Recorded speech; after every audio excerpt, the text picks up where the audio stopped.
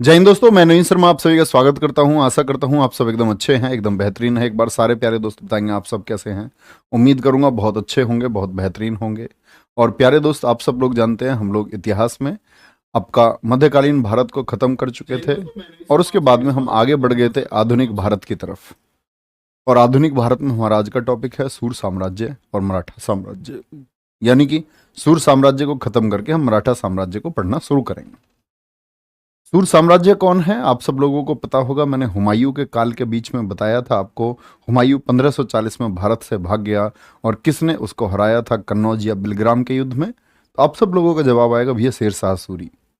वही शेर शाह सूरी जब हुमायूं को भगा देता है तो क्या जाता है, दिल्ली की गद्दी पर एक नया वंश बनाता है जिसको सूर साम्राज्य कहा गया। ठीक है जी, सबका स्वागत है भैया, सबका स्वागत है। ध्यान से देख लेना। तो क्या करते हैं, दिल्ली की गद्दी पर आ जाता है आपका सूर साम्राज्य, जो कब तक, हुमायूं के वापस आने तक रहा, वापस आने तक। तो ये बात आपको पता होनी चाहिए। ये जो सूर साम्राज्य है इसी को हम बोलते हैं द्वितीय अफगान वंश। द्वितीय अफगान वंश, सेकंड अफगान डायनेस्टी इसको हम बोलते हैं। द्वितीय अफगान वंश इसको कहा जाता है। अफगान क्यों भैया, क्या ये लोग भी अफगानी थे? हाँ, जैसे मैंने आपको बताया था लोधी वंश प्रथम अफगान वंश रहा। तो लोधी वंश में जब आपका बहलोल लोधी था तो उसने अफगानी अपने जितने भी लोग थे उनसे कहा था कि आप लोग भारत में आकर के बस सकते हैं। उसी समय शेर शाह सूरी जो सूर वंश का संस्थापक है, इनके पूर्वज यानी दादाजी कहाँ आ गए थे, बिहार वाले क्षेत्र में आ गए, जो सासाराम क्षेत्र है। ठीक है, कोई दिक्कत इस बात में? अच्छा, तो ये क्या है, ये सेकंड अफगान वंश है। और इसकी भाषा क्या थी, फारसी थी। यानी जो मुगल वंश की भाषा रही वही सूर साम्राज्य की भी भाषा रही। और सूर साम्राज्य के बारे में जो हमको जानकारी मिलती है वो किस पुस्तक से मिलती है, वो किस पुस्तक से मिलती है? तो क्या बोलेंगे, तारीख ए शेरशाही। तारीख ए शेरशाही पुस्तक ये किसने लिखी थी? अब्बास खां सरवानी ने। अब्बास खां सरवानी ने। किसने कहा था? अकबर ने। क्योंकि अकबर चाहता था कि भैया उस व्यक्ति के बारे में थोड़ा लिखो जिसने हमारे बाप को मार के भगा दिया, जिसने हमारे बाप को भगा दिया था, उसके बारे में जानना, उसके बारे में लिखो, उसके बारे में रिसर्च करो। ठीक है, कोई दिक्कत इस बात में? तो क्या बोलेंगे, सूरवंश रहा 1540 से 1555। और यही वो वर्ष है जो 15 वर्ष का समय हम टोटल मुगल शासन में से घटाते। भाई मुगल, हमारा मानना है 1526 से 1857। और आप लोग कहते हैं भैया सारे 1857 नहीं, इसमें बीच के जो 15 वर्ष हैं वो 1540 से जो 1555 के 15 वर्ष हैं इनको घटा दो, तब ये 316 वर्ष बनते हैं। टोटल 331 वर्ष है ये, इसमें से 15 घटा दो, 316 बनते हैं। कोई दिक्कत इस बात में? ठीक है, क्या बोलेंगे, तारीख ए शेरशाही। पुस्तक के लेखक कौन है? अब्बास खां सरवानी है। कोई परेशानी? नेक्स्ट, अब आएंगे भैया शेर शाह सूरी पर। किस पर आएंगे? शेर शाह सूरी। शेर शाह सूरी दिल्ली की गद्दी पर आया, कौन से युद्ध को जीत करके आया था? क्या बोलेंगे, युद्ध जीते थे भैया दो। एक तो 1539 जो मैं आपको बता चुका पहले ही, 1539 में चौसा का युद्ध लड़ा, जिसमें हुमायूं किसमें कूद गया था? कर्मनासा नदी में, याद है ना? ठीक है। और 1540 में प्यारे बच्चे इसने क्या लड़ा? आपका कन्नौज का युद्ध, जिसको बिलग्राम कहते हैं, जिसके बाद हुमायूं फाइनली भाग गया था। ये सारी चीजें मैं आपको पहले करा चुका हूं। चलो शेरशाह सूरी के बारे में जानते हैं। क्या बोलेंगे, शेरशाह सूरी, ये देखो इसने स्थापना की लेकिन 1555 तक शासक नहीं है, ये कुल 5 वर्ष शासक रहा।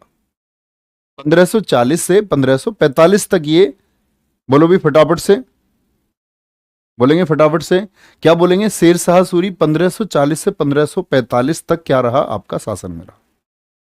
आप लोगों को याद हो मैंने बताया था ये कौन था? ये था बाबर की सेना में। किसकी सेना में था? पहले बाबर की सेना में था ये। और इनके जो पिताजी थे वो कहां थे? इनके पिताजी का नाम था हसन खां। पिताजी का नाम क्या है भैया? हसन खां। और ये कौन सा क्षेत्र था इनका? याद रख लेना, बिहार। बिहार का क्षेत्र इनके पास था। बचपन का नाम क्या है इसके का? फरीद खां है। और बिहार का सूबेदार कौन था इनके समय? बहार खां लोहानी था, जिसका असली नाम क्या है प्यारे बच्चे? मोहम्मद शाह है। क्या नाम है? मोहम्मद शाह उसका नाम है। ठीक है। जलाल खां का संरक्षण बना। ये क्या बोलेंगे, बाहर खान लोहानी का एक पुत्र है जलाल खान। अब ये सारी चीजें एक बार समझेंगे आप कि कैसे कैसे शेरशाह सूरी के पास में ताकत आई और कैसे वह ताकतवर बना, ध्यान से समझो। ठीक है, तो भैया दरअसल में इसका जो पिता था हसन खां, हसन खां ने इसको जागीर नहीं दी। हसन खां ने अपने पुत्र शेर खान, यानी कि किसको, असली नाम है फरीद खां, इसी को जागीर नहीं दी। तब ये जाकर के कहां पहुंच गया था, मुगलों की सेवा में।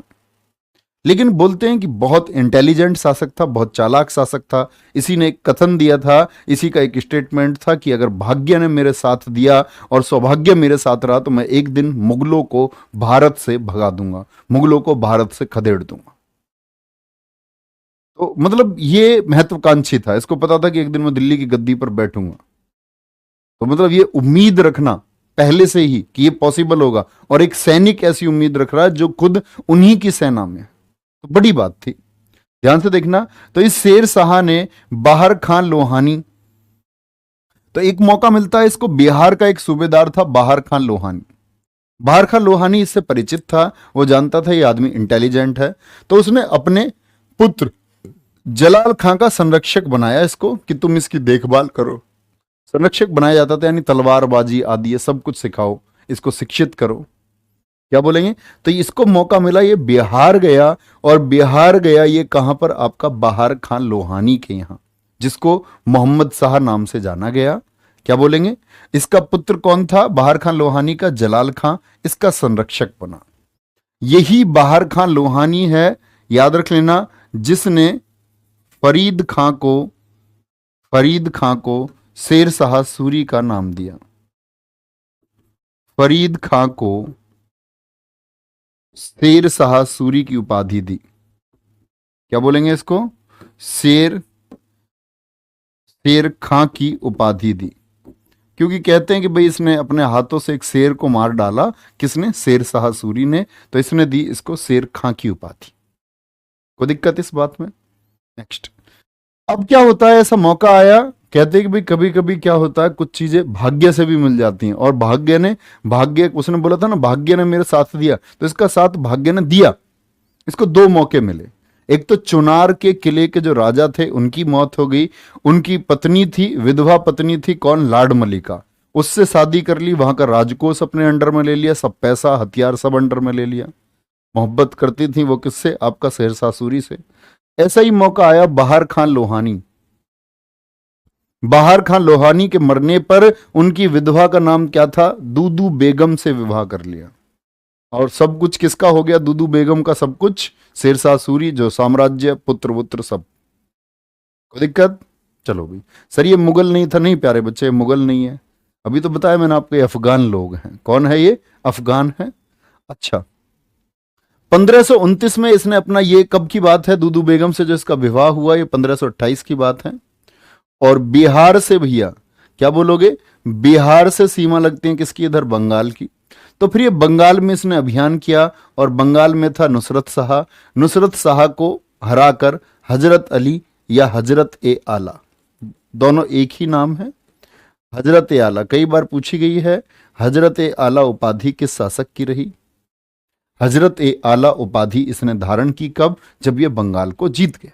ठीक है, कमेंट रिफ्रेश कर दो भाई, ऐसा क्यों नहीं, नहीं ऐसा हो ही नहीं सकता, कोई कमेंट नहीं कर रहा होगा। कोई दिक्कत है, देखो ध्यान से, वीडियो चल रही है नहीं चल रही है। चलो भाई, 1530 में चुनार का किला कहां पड़ता है, मिर्जापुर जीता, और लाड मलिका से विवाह किया। लाड मलिका भी दरअसल में क्या थी, एक विधवा थी। कोई दिक्कत, कोई परेशानी इस बात में। तो एक कॉमन सी बात हुई, मतलब कि जो शेरशाह सूरी है इसके पास शक्ति धीरे धीरे कौन से दो किलों से आई, एक तो इसको मिली कहां से, बाहर खान लोहानी के मरने पर शक्ति, और एक चुनार के किले से। दोनों चीजें याद रखेंगे। इसी की मदद से इसने अपनी जो जागीर थी सासाराम, उसको इसने कब्जाया था, वापस प्राप्त किया था। कोई दिक्कत। नेक्स्ट आगे चलेंगे। 1539 में इसने चौसा का युद्ध जीता था। ये दोबारा से लिखने की जरूरत नहीं है, आपको दोबारा से लिखने की जरूरत नहीं है, हम लोग पहले ही लिख चुके कि इसने किसको हराया था, हुमायूं को हराया था। ये लोग हम हुमायूं में पढ़ चुके। ठीक है। तो चौसा का युद्ध जीता शेरशाह ने, और यहां एक उपाधि धारण की थी, ये जरूर लिख लेना, 1539 में। कौन सी? अल सुल्तान आदिल। सर सब बच्चे ध्यान से पढ़ रहे हैं इसलिए कोई कमेंट नहीं कर रहा है। अच्छा हाँ, नहीं सिंगल कमेंट भी नहीं आ रहा था, ये बड़ी बात होती है। अरे नहीं, तुम कहाँ चुपचाप पढ़ते हो? सिंगल कमेंट भी नहीं था एक। मैं सोचा तो कोई दिक्कत हो गई है। ठीक है, कोई दिक्कत? सर सूर्यवंश को हुमायूं के बीच में क्यों नहीं पढ़ाया जाता? पढ़ा सकते हैं, कोई दिक्कत नहीं है प्रशांत मेरे भाई। वहां पढ़ाने से थोड़ा डिस्ट्रैक्शन हो जाता। आपने एक साथ मुगल पढ़ लिया और एक साथ ये पढ़ लिया, अब कोई दिक्कत नहीं होगी। ठीक है ना, इसलिए नहीं पढ़ाते। ऐसा कुछ नहीं है कोई इसके लिए रूल है कि इसको बाद में ही पढ़ाया जाएगा, इसको तुम पहले पढ़ लो, लेकिन तब चीजें उतनी आसानी से समझ में नहीं आएंगी। ठीक है, क्या बोलेंगे? 1540 में बिलग्राम जीता, और किस किस युद्ध के बाद में सूर्यवंश की स्थापना हुई थी? किस वंश की, क्या बोलेंगे, किस युद्ध के बाद में सूर्यवंश की स्थापना हुई? कोई दिक्कत? तो क्या बोलेंगे भैया, किसकी स्थापना हुई? 1540 में बिलग्राम कन्नौज के युद्ध की स्थापना, किसकी स्थापना हुई? कन्नौज के युद्ध, बिलग्राम के युद्ध के बाद में स्थापना होती है आपकी सूर्यवंश की।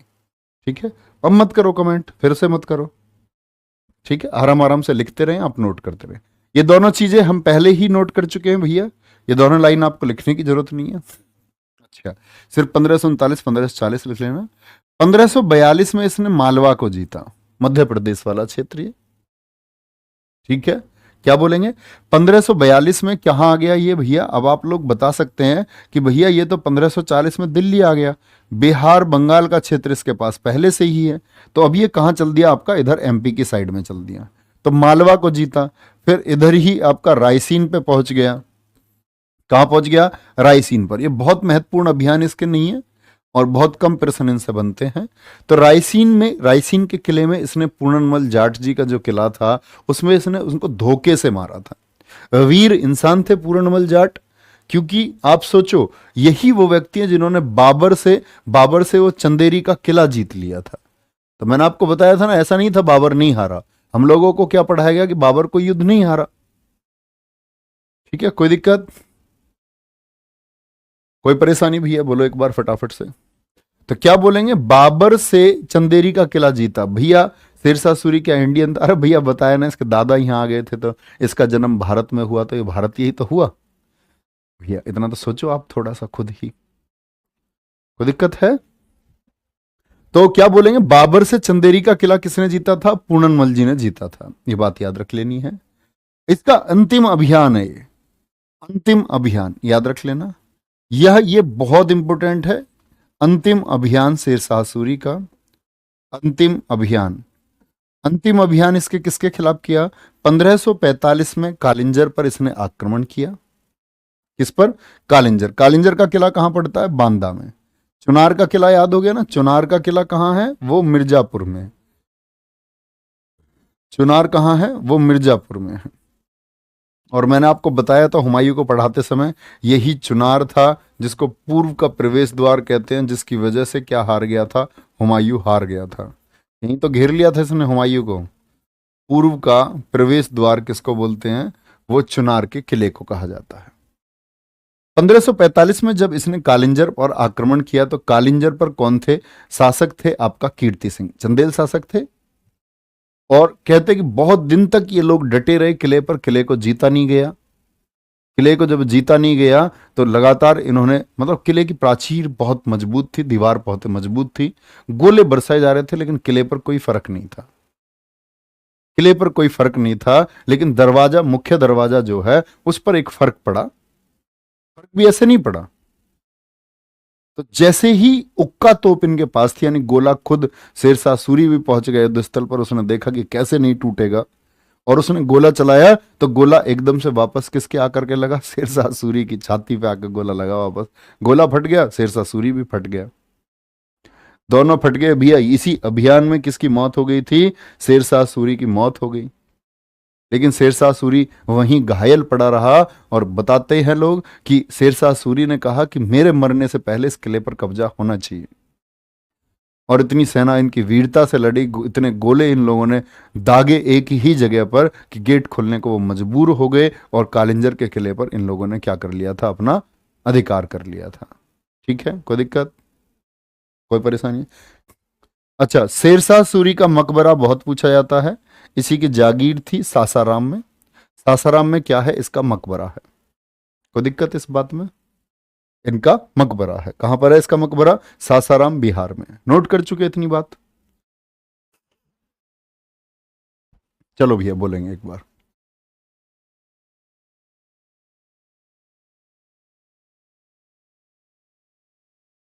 भैया हमारे लोग धोखा देते हैं। अच्छा ठीक है, कोई दिक्कत इस बात में? भैया कर चुके इस बात को, कोई परेशानी?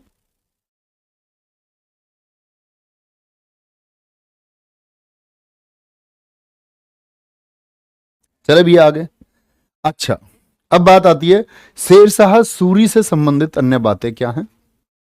शेरशाह सूरी से संबंधित अन्य बातें क्या हैं? एक चीज लिखना आप लोग शेरशाह सूरी के लिए, इसे इसे अकबर का अग्रगामी कहा गया। अग्रगामी शब्द मैं आपको पहले ही इतिहास में समझा चुका हूं। इसे अकबर का अग्रगामी, यानी जो इसने बहुत सारी योजनाएं, बहुत सारी पद्धतियां जिस तरह इसने लागू की, इसी तरह बाद में जब अकबर गद्दी पर आया वही अकबर ने किया। तो पहले शेरशाह सूरी ने किया, इसीलिए शेरशाह सूरी को बोलते हैं अकबर का अग्रगामी। तो बहुत इंपॉर्टेंट क्वेश्चन है, मध्यकालीन भारत के किस शासक को अकबर का अग्रगामी कहा गया है? जैसे इसकी योजनाओं में क्या है, अकबर ने चलाई थी एक दहसाला प्रथा। दहसाला प्रथा भू राजस्व व्यवस्था, जो बाद में टोडरमल ने चलाई। इसकी कोई आवश्यकता नहीं। टोडरमल अब आप लोग जान चुके हैं, अकबर का वित्त मंत्री था। दहसाला प्रथा इसी ने चलाई थी। तो ये भू राजस्व व्यवस्था इसने पैदावार का 1/3 कर दी, जो उस समय इसके गद्दी पर बैठने से पहले क्या थी, आपका 1/2 प्रचलित थी। तो इसने क्या कर दिया, उसको उत्पादन के आधार पर कर दिया।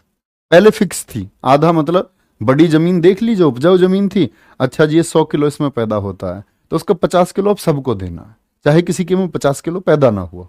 लेकिन इसने क्या बोला, उत्पादन के आधार पर। ठीक है। दूसरी चीज, पट्टा प्रथा इसने शुरू की, जिसे कबूलियत कहा गया। पट्टा क्या होता है भैया?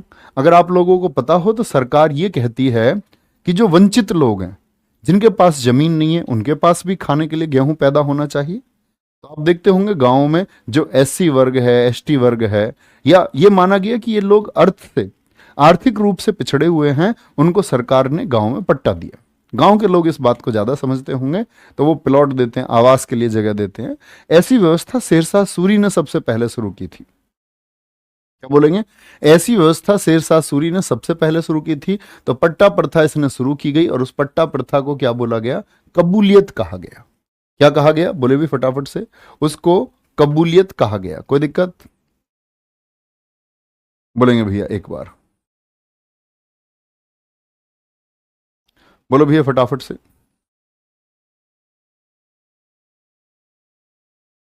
कोई दिक्कत भी इस बात में? तो क्या बोले? पट्टा प्रथा। याद रख लेना, इसने शुद्ध चांदी के सिक्के जारी किए, और वर्तमान स्वरूप, आज आपके पास रुपये है, आज आपके पास क्या है भैया? रुपया है। और रुपया होने का क्या अर्थ है, ये समझे। रुपया जानते हो ना सब। कभी ऐसा हो कोई बोला कि भैया रुपया क्या होता है? वर्तमान स्वरूप का रुपया, यानी कि जो मॉडर्न रुपीज आप यूज कर रहे हैं, ऐसा प्रारूप सबसे पहले देश में कौन लेकर के आया? शेरशाह सूरी लेकर के आया। कोई दिक्कत भैया? शेरशाह सूरी का मकबरा किस में डिजाइन था? नहीं, इतने जटिल प्रश्न आपसे पूछेगा नहीं। इसको हम बोलते हैं कई बार कि ये अफगानी शैली थी, जिसको अफगानी शैली, जिसको इंडो इस्लामिक शैली भी कहा गया है प्यारे बच्चे, उसमें निर्मित। यहां देखो ध्यान से, तो शुद्ध चांदी के सिक्के, आज आप रुपए देखते हो ना, 1 रुपए 2 रुपए का जो सिक्का है, तो दिल्ली पुलिस 2017 यही क्वेश्चन पूछती है। 2020 में फिर से यही क्वेश्चन पूछा गया। दोनों बार क्वेश्चन पूछा गया है, और क्वेश्चन पूछा गया है वर्तमान स्वरूप का रुपया किसने जारी किया था। आज जो ये रुपए का डिजाइन है, लगभग ऐसा सिक्का किसने जारी किया था? और ये सिक्का जारी हुआ था 180 ग्रेन का। कितने ग्रेन का था? 180 ग्रेन का सिक्का जारी हुआ था। कोई दिक्कत? प्रधानों से पहले ही तय कर लेते हैं, हम वोट जब देंगे हमारी माँ के नाम पर पट्टा करोगे तभी प्रधान राजी होता है ये भी सही है। कोई दिक्कत? वर्तमान स्वरूप का रुपया क्या बोलेंगे? 180 ग्रेन। आगे देखेंगे, सड़क ए आजम। सड़क ए आजम जो जीटी रोड है, जीटी रोड को इसने बनवाया, कहाँ से कहाँ तक गई भैया? आज तो पाकिस्तान अलग है, लेकिन पाकिस्तान के पेशावर से लेकर के बंगाल तक बनाई गई। कहाँ तक? बंगाल तक बनाई गई थी। आपका क्या बोलोगे, कौन सी सड़क आपका भैया, क्या बोलोगे? जो सड़क थी भैया जी हमारी, क्या बोलेंगे? क्या आपकी जीटी रोड। कहाँ से? पाकिस्तान के पेशावर से लेकर के ये जीटी रोड है आपका। तो ये पहले जीटी रोड नाम नहीं था इसका, इसका नाम था सड़क ए आजम, सड़क ए आजम। और सड़क ए आजम को ऑकलैंड ने नामकरण किया। सर चांदी के सिक्के को क्या बोलते थे? बोला ना, हम बोलते हैं रुपया। ये मैं आपको जब पढ़ाऊंगा गुप्त वंश में सिक्कों के कुछ नाम पढ़े, जहां सोने के सिक्कों को दिनार कहा गया और चांदी के सिक्कों को रुपया कहा गया। ये हम पढ़ेंगे गुप्त वंश में, आप उस समय जान जाओगे। ठीक है, कोई दिक्कत, कोई परेशानी? आगे आएंगे। रोहतासगढ़ के किले का निर्माण करवाया। अनूप कुमार यादव कह रहे हैं रिकॉर्डेड क्लास है, इनको ब्लॉक करो, इनका कोर्स बंद कर दें और इनको मुक्ति दे। चलो भैया, कोई दिक्कत। रोहतासगढ़ का किला बनवाया इन्होंने, ये बात याद रखेंगे। डाक सेवा का जनक भारत में कौन है? आप कहेंगे भैया हमने तो डलहौजी पढ़ा है, तो डाक तार सेवा है, डाक सेवा नहीं, डलहौजी है डाक तार सेवा का। तो उसमें बच्चा बहुत कंफ्यूज होता है, क्योंकि ये क्वेश्चन, अब मुझे ये भी पता चल चुका है बच्चों को डाउट क्या हो सकते हैं, क्योंकि मेरे पास क्वेश्चन बच्चों के आते रहे, तो उससे पता चलता रहा कि बच्चों कहाँ कहाँ फंसते हैं आपका। तो क्या बोलेंगे, डाक सेवा का जनक कौन है? और इसका प्रमुख बनाया गया था, चीफ जो होता था इसका, उसका नाम था हेमू, जो डाक सेवा विभाग इसने बनाया। सर ग्रैंड ट्रक रोड इसी का नाम है क्या?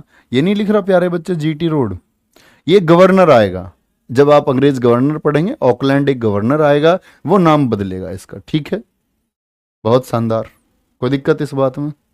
चलो भाई, सर ऐसा मत करो, अरे मजाक कर रहा हूँ यार भैया, मुक्ति नहीं दी है, ऐसे मजाक करता हूँ, मैं समझाना चाहता हूँ बच्चे को। तो भैया रिकॉर्डेड क्लास नहीं होती है हमारे यहाँ, मेरी आज तक कोई रिकॉर्डेड क्लास नहीं हुई, आज तक मैंने कोई रिकॉर्डेड क्लास नहीं दोस्त। ठीक है, और उससे कोई फर्क पड़ता भी नहीं है वैसे, अगर रिकॉर्डेड हो भी जाए तो क्या फर्क पड़ जाएगा बताओ? मैं ऐसे थोड़ी है उस रिकॉर्डेड क्लास में, लाइव क्लास में शेरशाह सूरी मैं खुद बन के भेष धारण करके आता उसको, बताओ तब भी ऐसे ही बताता या नहीं बताता? इवन बहुत सारे स्टूडेंट्स तो सिर्फ वीओडी पढ़ना पसंद करते हैं कि भैया रिकॉर्डेड क्लास दे दो, अपने हिसाब से चलते रहेंगे तेज मंदा करके, जब जब तुम बात बनाओगे जब जब हम तेज कर देंगे। ठीक है, इसने गुप्तचर प्रणाली चलाई, और दोनों विभाग जो थे, इन दोनों विभागों को इसने किसके अंडर में रखा था? हेमू के अंडर में रखा था, एक व्यक्ति है इसी के समय पर। ठीक है, किसके? हेमू के अंडर में, दोनों अलग अलग नहीं है, कभी छोटे ऊ बड़े ऊ से अलग अलग नाम है। ठीक है, अच्छा, इसके बाद में जो दूसरा शासक हुआ, क्या बोलेंगे? जलाल खां। और मैं आपको एक बात नोट कराऊं तो आप लोग याद रख लेना, शेरशाह सूरी के अलावा सूरी वंश के किसी अन्य शासक से क्वेश्चन नहीं पूछा जाएगा। इसके अलावा सिर्फ क्या बोलेंगे आप लोग? जलाल खां। क्या बोलेंगे? जलाल खां। ये इस्लाम शाह के नाम से गद्दी पर बैठा, और इसका शासनकाल रहा 9 वर्ष का शासनकाल, 1545 से 1554। बोलो भी फटाफट से, 9 वर्ष का शासनकाल रहा, 1545 से 1554। कोई परेशानी इस बात में? अच्छा, के समय मलिक मोहम्मद जायसी थे, ये बड़ी इंपॉर्टेंट बात होगी, के समय मलिक मोहम्मद जायसी थे। अब मलिक मोहम्मद जायसी क्यों चर्चित है, इंपॉर्टेंट बात है, अपनी कॉपी में कहीं साइड में लिखना। क्या बोलेंगे? मलिक मोहम्मद जायसी। मैंने शायद आपको पहले भी बताया ये, जब मैं खिलजी के बारे में आपको पढ़ा रहा था, अलाउद्दीन खिलजी के बारे में। मलिक मोहम्मद जायसी ने एक पुस्तक लिखी है, और इससे 4-5 क्वेश्चन बनते हैं। इस पुस्तक का नाम है पद्मावत। क्या नाम है? पद्मावत नाम है। और याद रख लेना, पद्मावत कब लिखी गई थी? 1540 में लिखी गई। कब लिखी गई भैया जी? 1540 में लिखी गई। और पद्मावत किसके ऊपर है ये? क्या बोलोगे? चित्तौड़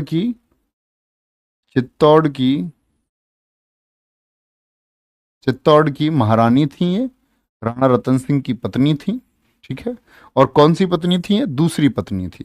और जो चित्तौड़ की महारानी, या बोल सकते हैं क्या बोलेंगे, राणा रतन सिंह जी की पहली पत्नी, राणा रतन सिंह जी की पहली बोल रहा हूं मैं, सॉरी, कि दूसरी वाइफ थी, दूसरी पत्नी थी।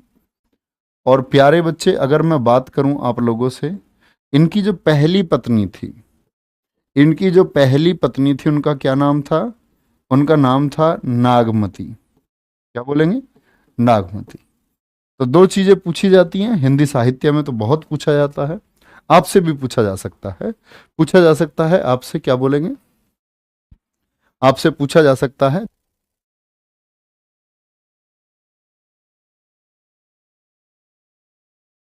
या ध्यान से देख लेना, ये पहली पत्नी होगी। तो एक तो पूछा जाता है आपसे, नागमती का वियोग वर्णन किस पुस्तक में है?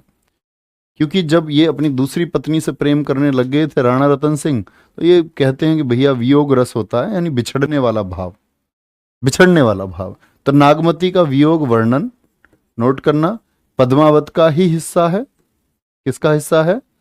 पद्मावत का ही, पद्मावत का ही हिस्सा है। ठीक है, कोई दिक्कत इस बात में? और एक दूसरी चीज इसमें पूछी जाती है, हीरा मन सुआ तोता।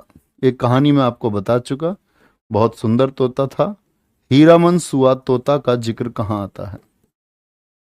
ठीक है। और एक मलिक मोहम्मद जायसी ने जो पद्मावत को लिखा, ये किस भाषा में लिखा? तो अवधी भाषा में लिखा। किस में लिखा था? कौन सी लैंग्वेज में? अवधी भाषा में लिखी गई थी। कोई दिक्कत भैया? अवधी भाषा में लिखी गई थी।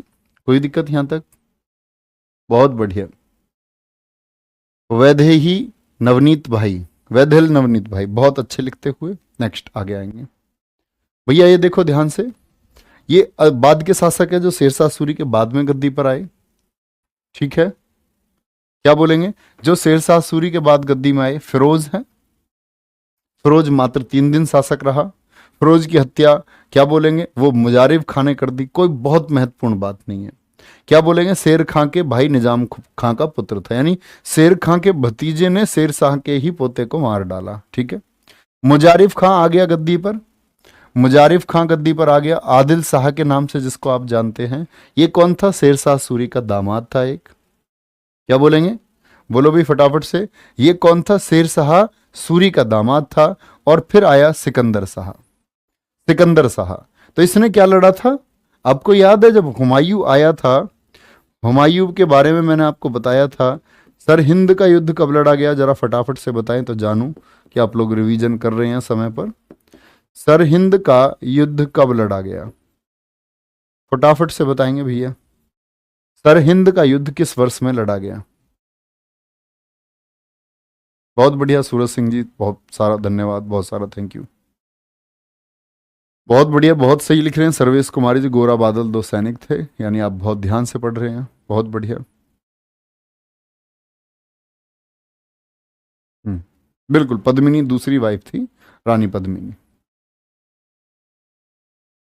भैया जी, हेमू लास्ट हिंदू शासक था क्या? बिल्कुल, अंतिम हिंदू शासक है दिल्ली की गद्दी पर। ये मैं 1556 का पानीपत का दूसरा युद्ध जब तुम्हें पढ़ा रहा था तब भी बताया था। बहुत गजब भाई। कुछ बच्चों का आंसर आ रहा है बस 1554, बाकी सबका आंसर आ रहा है 1555 में। बहुत गजब भाई, बहुत थैंक यू।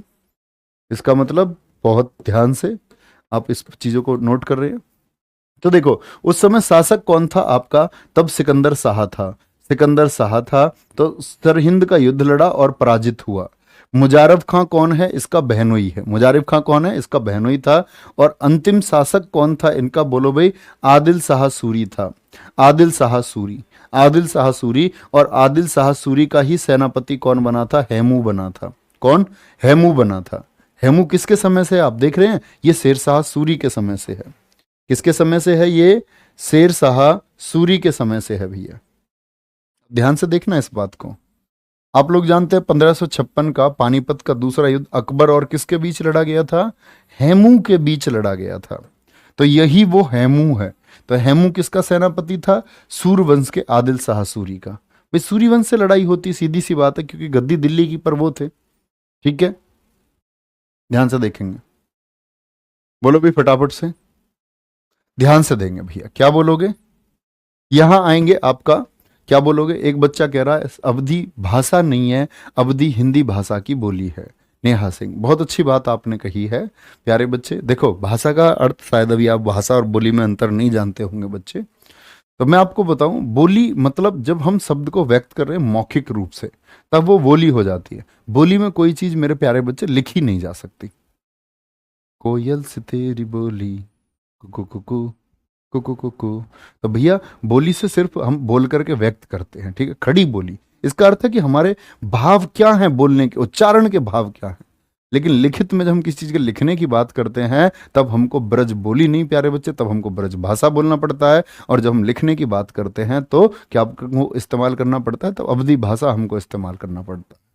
चलो, शुक्र मनाना कि मैं तुम्हें ऐसी चीजें बताता हूं, अदरवाइज तुम्हें। दिल्ली की गद्दी पर अंतिम हिंदू सम्राट कौन है? वो हेमू था। स्वयं को दिल्ली का सम्राट इसने घोषित कर दिया था। और 14वें विक्रमादित्य की भी उपाधि इसी ने धारण की थी। ये बातें भी हम पढ़ चुके थे। कोई दिक्कत, कोई परेशानी? नेक्स्ट। और आपका सीना गर्व से चौड़ा हो जाना चाहिए मराठा साम्राज्य के नाम पर। वो मराठा साम्राज्य जिसने जितने भी आताताई बाहर के जितने भी शासक आए, जिस एक व्यक्ति ने इतने से हाइट में, और उन्होंने ये ख्वाब देखा कि मैं भारत में एक हिंदू राज्य की स्थापना करूंगा। और हिंदू राज्य की स्थापना ऐसे नहीं मुस्लिमों का दमन करके, नहीं, वो लोग जैसे हैं वैसे रहें, लेकिन हिंदुओं का एक एकीकरण होना आवश्यक है, क्योंकि उनका पतन हो रहा था। और ऐसे समय पर खड़े हुए कौन? आपके क्या बोलेंगे, महाराष्ट्र किसान, हमारे पूरे देश किसान, मराठा साम्राज्य और छत्रपति शिवाजी महाराज। बाद के मराठा, जो बाद के मराठा सरदार होंगे, वो इतने अच्छे नहीं है। उनके बारे में मैं बताऊंगा, उनके बारे में कैसे कथन रहे और कैसे वो लालच भरी निगाह से गद्दी पर नजर लगाने लग गए। लेकिन छत्रपति शिवाजी महाराज जी बहुत पूजनीय है, बहुत पूजनीय है। ठीक है, तो एक बार बोले छत्रपति शिवाजी महाराज जिंदाबाद। तो भैया मैं मराठा साम्राज्य की बात कर रहा हूं।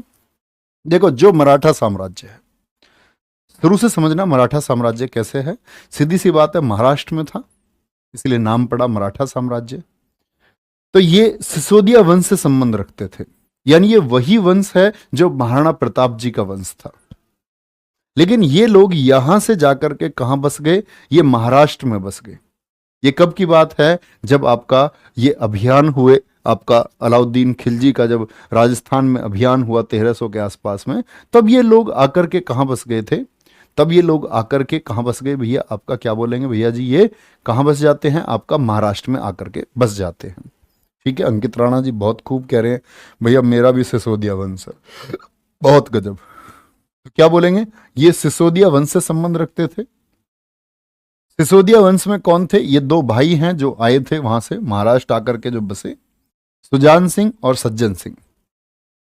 और इन्हीं के वंशज फिर आगे चल करके हुए मालोजी। मालोजी कौन है? ये छत्रपति शिवाजी महाराज जी के दादाजी थे। ठीक है, छत्रपति शिवाजी महाराज जी के दादा का क्या नाम था? मालोजी। और फिर इनके पुत्र हुए शाहजी भोसले। शाहजी भोसले जो कौन है? छत्रपति शिवाजी के पिताजी थे। याद करेंगे, बहुत बढ़िया। तो यहां ध्यान से देखना प्यारे बच्चे, बिल्कुल गोरा बादल के नाम पर सीना चौड़ा होता है, एक वीर थोड़ी है। मैंने बोला हिंदुस्तान के एकीकरण में, हिंदुस्तान के एकीकरण में और हिंदुस्तान को आजाद कराने में 6.5 लाख शहीद है। उन सभी के नाम पर आपका सीना चौड़ा होना चाहिए। बहुत लोगों ने योगदान दिया है, बहुत लोगों ने जान दी है। ठीक है, जितेंद्र सिंह जी कह रहे हैं हम जाट है। प्यारे दोस्त, ये चीज बहुत गलत है, मतलब आप नैतिक नहीं हुए हैं अभी। मैंने आपसे एक बात कही थी कि जाति प्रथा हमारे ऊपर थोपी गई, लेकिन हमें इससे बढ़ के सोचना होगा। हमें इससे बढ़ के किसके लिए? देश के लिए सोचना होगा। तो जो सरनेम है वो हम नहीं हटा सकते हैं, ठीक है, जाति हमारी है, सब लोगों को गर्व होता है, होना चाहिए, अच्छी बात है। लेकिन हमको किसी को कम नहीं समझना है, ना किसी को ऊपर समझना है। हमें गर्व करना है अपने भारतीय होने पर हमेशा। ठीक है, क्या बोलेंगे भैया, क्या बोलेंगे? कोई दिक्कत इस बात में? तो ये जो क्या बोलेंगे, छत्रपति शिवाजी के पिताजी थे, और छत्रपति शिवाजी नहीं, क्या बोलेंगे, क्या बोलेंगे भैया? जो शाहजी भोसले हैं उनकी 2 पत्नियां थी। छत्रपति शिवाजी महाराज जी की, बोलेंगे भैया फटाफट से, क्या बोलेंगे? छत्रपति शिवाजी महाराज जी की कितनी पत्नियां थी? 2 पत्नियां थी। क्या बोलेंगे, कितनी पत्नियां थी? 2। एक तो थी आपका, क्या बोलोगे भैया, जीजाबाई। जीजाबाई, इनके पुत्र हैं छत्रपति शिवाजी महाराज। और दूसरी थी तुकाबाई मोहंते। तुकाबाई मोहंते थी, जिनके पुत्र थे एकोजी या व्योंकजी भी जिनको हम बोलते हैं, कई जगह आपको नाम व्योंकजी मिलेगा, व्योंकजी राणे। सॉरी, ये यहां गलत लिखा हुआ है थोड़ा सा शब्द, इसको आप ठीक कर लेंगे।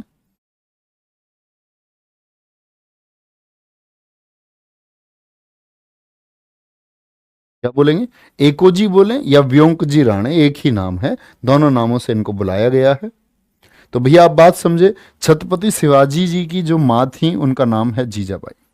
और कहते हैं भारतीय इतिहास का एक ऐसा व्यक्ति जिसने सबसे बड़ा साम्राज्य खड़ा किया सिर्फ अपनी माँ की शिक्षा पर, अपने गुरु लोगों की शिक्षा पर। इनके जीवन में अगर बात करें, गुरु से भी ज्यादा प्रभाव था अपनी माँ की एजुकेशन का। और कहते हैं जीजाबाई, जीजाबाई का क्या बोलेंगे, इनके इनके जीवन पर सबसे बड़ा प्रभाव था। ठीक है, जीवन पर सबसे बड़ा प्रभाव था। चलो, तो कुछ बच्चे जो है बड़े पगलू होते हैं। एक कह रहा जी इनके दादाजी वो थे कौंडदेव, बेटा वो इनके संरक्षक थे। मैं आपको बताऊंगा, ये देखो आगे कहीं लिख रहे होंगे, संरक्षक है वो, दादाजी का उनका नाम है दादाजी कौंडदेव, उनको प्यार से बोलते थे दादाजी। वो इनके दादा सच में नहीं है, वो इनके दादा सही सच में नहीं है, इनके दादा थे मालोजी। ठीक है, ठीक है, कोई दिक्कत, कोई परेशानी इस बात में, यहां देखना ध्यान से। तो सबसे ज्यादा प्रभाव पूछा जाता है छत्रपति शिवाजी जी पर, उनके जीवन में किसका था, वो था आपका क्या बोलेंगे, जीजाबाई का। ऐसा क्यों हुआ, क्योंकि जैसे ही शाहजी भोसले ने दूसरी शादी की तुकाबाई मोहंते से, तो ये कौन, जीजाबाई शाहजी भोसले को छोड़ करके चली गई।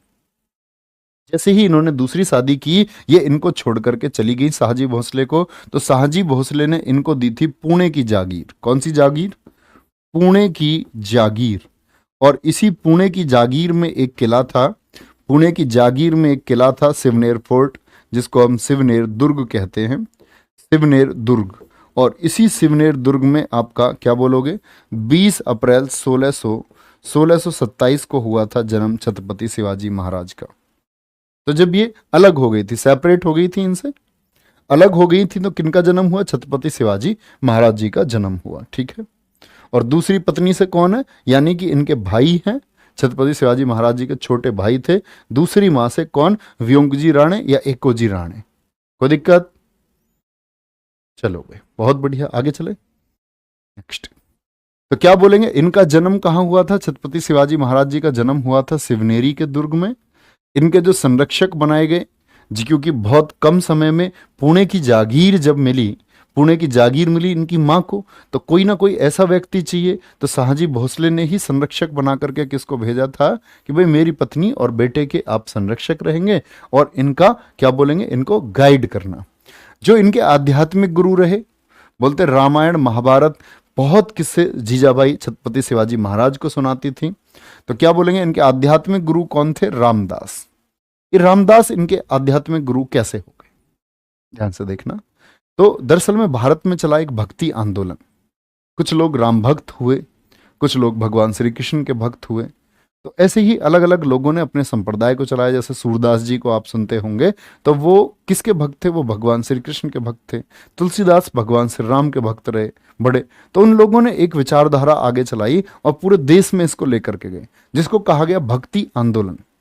भक्ति आंदोलन, देखो प्यारे बच्चे, बहुत सी जगह जो ये डेट है ना, गूगल विकिपीडिया पर, जो गूगल और विकिपीडिया पर जो ये डेट है आपकी 1630, ये एकदम गलत डेट है, निराधार है। ये आप लोग सुन ले, विकिपीडिया पर 1630 है, वो मुझे भी जानकारी है, सब कुछ पता है मुझे। ये ध्यान से देखिए आप लोग। भक्ति आंदोलन ये नॉर्थ में चलता था, लेकिन भक्ति आंदोलन को दक्षिण में चलाने वाले लोगों में से प्रमुख थे कौन, रामदास। कौन थे, रामदास। संत तुकाराम, एकनाथ और वामन पंडित, एकनाथ और वामन पंडित। ठीक है जी, अमित, अनिल क्या बोलेंगे,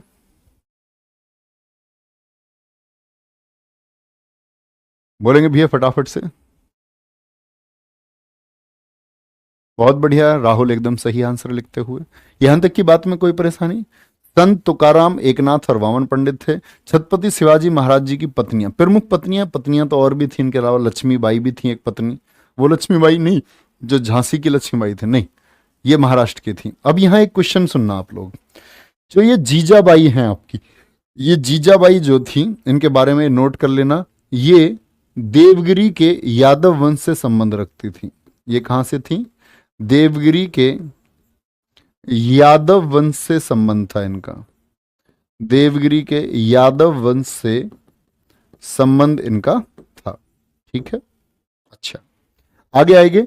छत्रपति शिवाजी महाराज जी की जो पत्नियां थी उसमें साईबाई थी, साईबाई जिनके पुत्र संभाजी होंगे। एक सोयराबाई थी और एक कौन थी? आपकी पुतलीबाई थी। क्या बोलोगे? साईबाई, सोयराबाई और पुतलीबाई।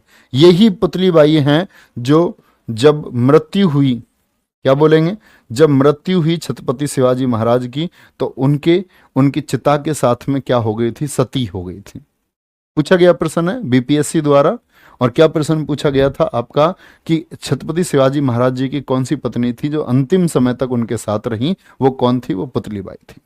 यहां तक की बात में कोई दिक्कत, कोई परेशानी? अच्छा, तो ये 3 पत्नियां याद हैं, प्रमुख नाम है, क्योंकि इन सबका मराठा साम्राज्य में योगदान होगा। मैं जरा आपको बता दूं, ये ट्री समझा दूं। तो ये ट्री समझना भैया, मैंने बोला छत्रपति शिवाजी महाराज जी थे, इनकी कितनी पत्नियां हैं? इनकी 3 पत्नियां हो गई। और 3 प्रमुख पत्नियों में से कौन हो गए आपका? जैसे पहली पत्नी इनकी हो गई कौन? साईबाई। क्या बोलोगे? साईबाई। दूसरी पत्नी हो गई इनकी, क्या बोलोगे? पुतलीबाई। गांधी जी से मत रिलेट कर लेना, पुतलीबाई। और तीसरी पत्नी कौन हो गई इनकी भैया? सोयराबाई। तीसरी पत्नी कौन हो गई? सोयराबाई। कोई दिक्कत, कोई परेशानी इस बात में? चलो जी, अब याद रख लेना, ये जो साईबाई हैं, साईबाई जी के जो पुत्र हैं, याद रख लेना, इनके पुत्र कौन हुए? आपके संभाजी हुए। क्योंकि जब ये गद्दी पर आएंगे लोग तो आप लोगों को कोई कंफ्यूजन नहीं होगा, क्योंकि नाम कुछ मिलते हुए से हैं। क्या बोलोगे? शिवाजी महाराज जी के जो पुत्र है वो कौन है? संभाजी। और ये है संभाजी प्रथम। क्या बोलोगे?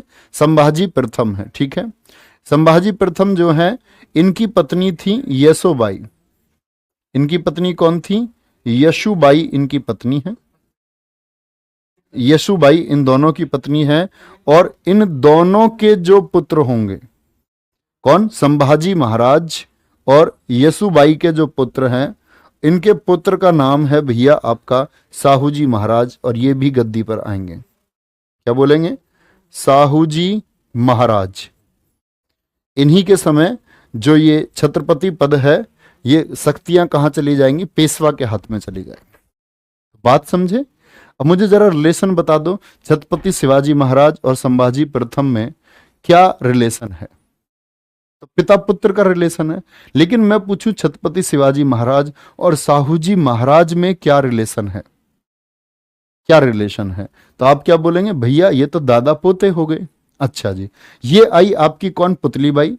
इनसे नहीं है कोई ट्री। लेकिन सोयराबाई की बात करते हैं। सोयराबाई का जो पुत्र है, इनके पुत्र का नाम था राजा राम, और ये भी क्या बनेंगे? छत्रपति बनेंगे, राजा राम। ठीक है, लेकिन राजा राम की जो पत्नी होंगी, जो वाइफ होंगी, इनकी वाइफ का नाम है आपका, पत्नी होंगी ताराबाई। और जब औरंगजेब की मौत होगी, मैं आपको पढ़ाऊंगा, उस समय गद्दी पर ताराबाई ही होंगी 1707 में। 1707 में। ठीक है, कोई परेशानी इस बात में? बोलो भैया एक बार, कोई परेशानी इस बात में? तो राजा राम की पत्नी कौन थी? ये ताराबाई थी। कौन थी? ताराबाई थी।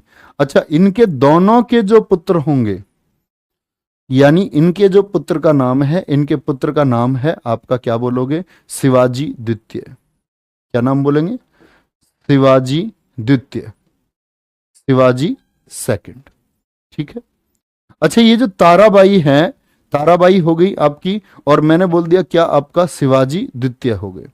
और इन्हीं शिवाजी द्वितीय के बेटे होंगे आपका कौन? ध्यान से देखना इस बात को, इतनी बात में आगे चले भैया।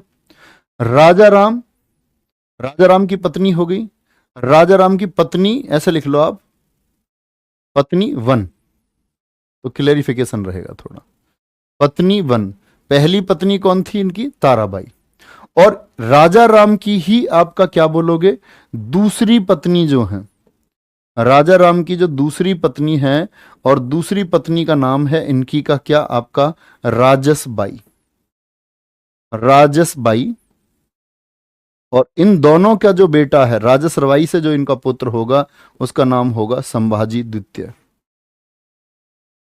क्या बोलेंगे, क्या नाम होगा? संभाजी, संभाजी सेकंड। भाई इतना कॉमन सी चीजें याद रख लेनी है आप लोगों को। तो क्या बोलेंगे? शिवाजी महाराज जी की 3 पत्नियां, कौन? साईबाई, पुतलीबाई, ये क्या हो गई थी? ये सती हो गई थी, सती हो गई थी। और सोयराबाई, सोयराबाई का पुत्र कौन है? राजा राम है। क्या बोलोगे, कौन है इनके पुत्र? इनके पुत्र भैया राजा राम। राजा राम जी की 2 पत्नियां हैं, ताराबाई। एक ताराबाई से कौन है? शिवाजी द्वितीय। और दूसरी राजसबाई से कौन है? संभाजी द्वितीय, संभाजी द्वितीय। कोई परेशानी? साईबाई जी के जो पुत्र है इनका नाम है आपका क्या? संभाजी प्रथम। और संभाजी प्रथम की शादी हुई यसुबाई से, जिनके पुत्र थे साहू जी महाराज। तो आप लोगों को किन किन लोगों पर फोकस करना है? छत्रपति शिवाजी महाराज, फिर आपका संभाजी महाराज होंगे 1680 से 1689, फिर आपका राजा राम होंगे। क्या बोलेंगे? राजा राम होंगे। उसी तरह फिर शिवाजी द्वितीय से होकर के साहूजी महाराज होंगे। ठीक है, कोई दिक्कत? गुरुजी इनकी इतनी पत्नी क्यों है? भैया अब वो छोड़ो आप बात को, आपको एक बात याद रख लेनी है। इनके पुत्र जो हैं शिवाजी महाराज जी के, कौन कौन? राजा राम, संभाजी महाराज। संभाजी महाराज का पुत्र कौन है? साहू जी महाराज। तो वो दादा पोते हो गए संभाजी साहू जी। ठीक है। और भैया मैं इनसे थोड़ी कह सकता था मन कि यार आपने इतनी शादी क्यों करी। और याद रख लेना, इधर जो इनके पुत्र है राजा राम के 2 पुत्र हो गए आपके, एक तो शिवाजी द्वितीय और आपका क्या बोलेंगे? शिवाजी और संभाजी द्वितीय, शिवाजी द्वितीय और संभाजी द्वितीय। कोई परेशानी? बहुत बढ़िया। सर इनमें सबसे ज्यादा किससे प्रभावित हुए थे शिवाजी? मैंने बता दिया प्यारे बच्चे, जीजाबाई से प्रभावित हुए थे। ठीक है, कोई परेशानी, कोई दिक्कत? चलो, तो ये बात याद रखेंगे और यहीं से आगे हम लोग पढ़ना शुरू करेंगे। आज की क्लास को आप एक बार पढ़ के आएंगे, जर्नल चीजें हैं और आगे चलेंगे। ठीक है सर, ब्लड रिलेशन पढ़ा दिया। हाँ भैया ब्लड रिलेशन ही है, प्लस माइनस के साइन नहीं लगाए, बस मैंने वो लगा देता तो ठीक रहता। तो अपना ख्याल रखिए, बाय बाय, टेक केयर, जय हिंद, जय भारत।